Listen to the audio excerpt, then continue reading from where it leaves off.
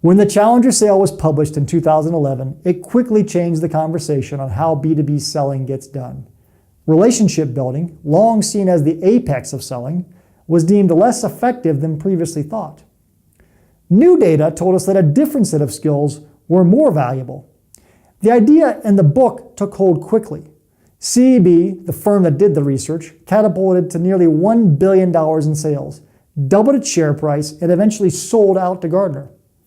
I can't tell you the specific characteristics of a Challenger seller. I don't recall any of the data that backs up the thinking. But I can recall the specific details of how and why the research was commissioned. That story is vivid in my mind.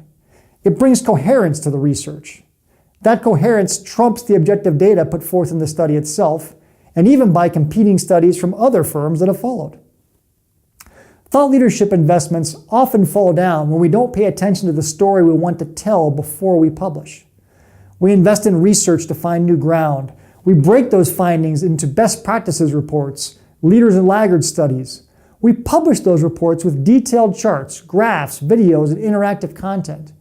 Often, the data presents whole new ways of looking at the world. But none of that matters if we're not clear on the story we're trying to tell.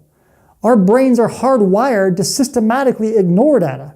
Yes, we understand it, but it doesn't change our behavior. We routinely fall victim to the availability heuristic.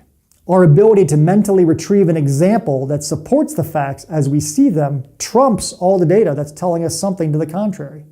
In essence, we value coherence over evidence. We retain stories, sometimes even when the stories contradict the facts. In thought leadership marketing, we've trained ourselves to believe that the best idea wins. It's time to embrace that it's the idea best told that actually does.